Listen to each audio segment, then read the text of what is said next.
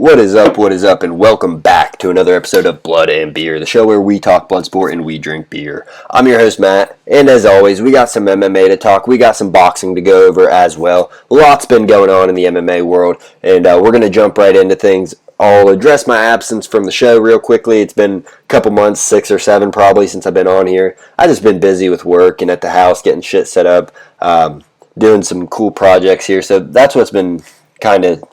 I've always wanted to get back into it. I just haven't had the time. I got the time now. Work slowed down. Everything's going smooth in my life. So I'm happy to be back and bringing you MMA news. And then after we go over the news today, we also got to pick 'em for this upcoming UFC 295, Alex Pereira versus Yuri Prochazka for the vacant light heavyweight title. And we also got another vacant title fight on that card as well with Tom Aspinall versus Sergey Pavlovich. We'll get you some parlay, get you some dogs that are going to win, and get you some bucks in your pocket, baby. But first, jumping into the news. Major MMA promotion, Bellator, purchased by other major MMA promotion, PFL. That's gone through. PFL says Bellator is going to continue to operate under their own guidelines, or under their own power for the next 2 years, and then they'll kind of merge them together.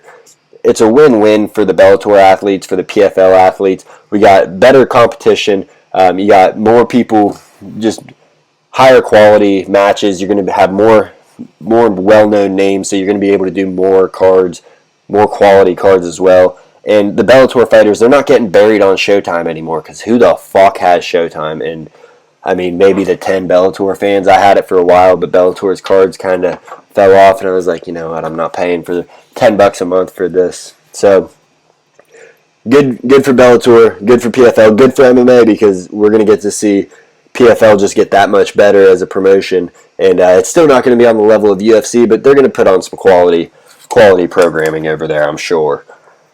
And then other news, speaking of UFC, they just announced 3 huge title fights coming up for the start of next year. We got Sean Strickland versus DDP, Dricus Du Duplessis. That's happening in January for the middleweight title. Then we have Volkanovski versus Ilia Topuria. Volkanovski, that's in February, but he's coming off a knockout loss just a couple weeks ago to Islam Makhachev. Topuria's a heavy hitter. He's got good jiu-jitsu. It's going to be a scrap. But the thing is, Volkanovski's looked untouchable at 145, so what are we going to get out of that? It's gonna be good. I don't think Volk can be submitted by Ilia's jiu-jitsu because he's just so damn good on the ground.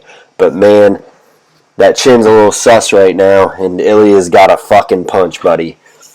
And then finally, the third title fight that got announced, Sean O'Malley versus Chito Vera 2. Sean O'Malley, he lost the first one because of a freak accident to his leg because of a kick. It's going to be a hell of a fight. I can't wait for that one as well. A little grudge match. Sean's going to get the only loss of his career avenged if he gets that victory. If not, Cheeto's going to become a huge underdog that's turned into a champion. And then other things going on around the MMA boxing community. Jake Paul has a fight announced, and he's actually fighting a boxer. He's fighting Andre August, 10-1. That's going to take place, I believe, December 15th. He's finally tested himself. He wants to shut the haters up, show he's the real deal. He lost to Tommy Fury, but it was a close fight, and Tommy Fury's a real boxer. Now he's got another real boxer to go against. It should be fun, and, I'm happy to see him actually fighting some tough competition, not just cherry-picking these old retired MMA dudes that couldn't strike when they fought. So that's what we got for the news. We're going to jump into the pick'em now. We got a big card on our hands, a big one, baby. This is MSG, Madison Square Garden, and there's 2 titles on the line. We got the heavyweight and the light heavyweight title going up. We're going to start things off on the early prelims with Jared Gordon. He's a minus 190 favorite taking on Marco Madsen. Gordon, he's a grinder. Dude's going to just be in your face, pressure. That plays into Madsen's game, though, because Madsen will shoot takedowns and just fucking wrestle you all goddamn day. Gordon's a beast, but I'm going with the dog here, the plus 160 Mark Madsen. And he didn't look too good in his last showing. I don't think Jared Gordon's going to be able to stop the relentless pressure that Madsen can put on you. All right, so that's one dog at plus 160. Next fight we have Vyacheslav Borisov, Slavic Claus. He's taking on Nazim Sadikov, and Sadikov minus 150 favorite. He's coming off his UFC debut where he submitted Terrence McKinney in round 2. Borishev plus 115. I'm going with the dog in this one as well with Borishev. Dude's plus 115. He's got great kickboxing. He's got pretty good takedown defense as well. I just think he's going to hit a flow state in this. He's going to bounce back from a couple sloppier performances, hit the flow state, and really just dominant win on by decision. But I think he's going to outpoint him, outclass him. He's going to get the job done as the plus 115. Next fight up we have that I'm picking for, we got Matt Frevola plus 185 taking on Benoit St. Denis. St. Denis minus 245 favorite. I'm going with him. He's very well rounded. Don't get me wrong, Frevola's got a fucking punch, so he's always got a chance. Plus 185, those are good numbers when someone's got a punch like him. And they're both top 15 fighters. I just think St. Denis is so much more well rounded, and he's kind of coming into his prime. I'm rolling with St. Denis on this one as well. So minus 245. We're going with the favorite this time. And then we have a pick'em here with Diego Lopez versus Pat Sabatini. Two BJJ guys, and it's going to be it was a tough fight to pick, honestly. I'm going with Sabatini. He's a little bit older. He's a little bit more of a grinder. I think that the jiu-jitsu is kind of going to neutralize itself. Lopez has pretty good striking, but I think Sabatini's going to be in his face the whole time, kind of wear him down, and get a decision victory there. So I think that's going to be 2 rounds to 1, too. I think Lopez is going to come out, guns blazing, and then Sabatini's going to settle in and kind of take him out, show him what's up. And then on to the title fights. Sergey Pavlovich versus Tom Aspinall. Pavlovich's coming in as a plus 100 dog, so it's basically a pick'em versus Aspinall's minus 120 favorite status. Super close fight on paper. You look at it, Aspinall's a technician. He's got real technical boxing, great jiu-jitsu. He's a black belt. And he's taking on the knockout artist in Pavlovich. Dude's a brute. Dude's got wild punches, heavy hands, one-shot knockout very, very easily. And both these guys have under 2.5 minutes of average octagon time. So super quick finishers there. Tom's the favorite. All the experts that I'm hearing are picking Tom, but I think I want Tom Aspinall to win, but I think Pavlovich's going to get a round 1 knockout because those punches are just so damn heavy.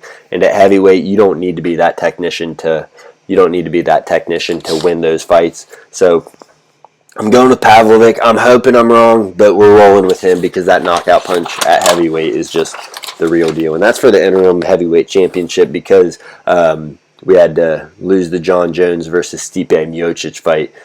It's going to be a good one. Not the fight we wanted, but it's going to be a good fight. Tom Aspinall deserves it. Sergey deserves it. They're both on pretty big streaks right now.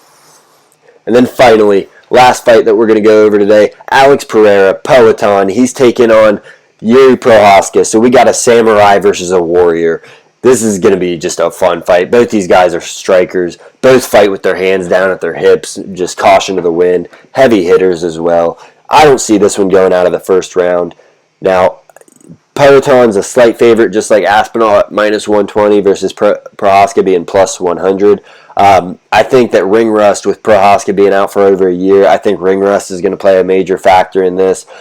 Pereira's coach, Glover Teixeira, just took on Yuri, 5-round war in his last fight, so he's going to be able to give him some insight. But at the end of the day, I think this is going to come down to one shot landing on somebody's chin. I think that Pereira is going to get it done because dude does just hit so damn hard. He's, unparalleled power in the UFC. So I'm going with Poatan. It could go either way, though. I think we're seeing a first-round knockout in the co-main and the main event. So going over those picks, though, that we have for you, we have Mark Madsen, we have Vyacheslav Borishev, Pat Sabatini, Sergey Pavlovich, Alex Pereira, Benoit St. Denis. That's, if you parlay that together, 6 legs, that's plus 48.43 odds. So $10 wins you about $4.85.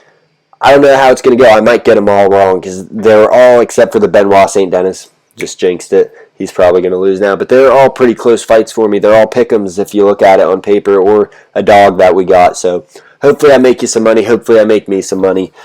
It's going to be a great card, though. Can't wait for it. That's all the events that we have this upcoming weekend. No BKFC, no Bellator, no PFL. That's all happening next weekend. So we'll go over that on Sunday a little bit. So tune back in. We'll recap this card, get your reaction, see what's next for these fighters, and look ahead to the future. I appreciate you tuning back in, though, and welcome back to Blood and Beer, baby.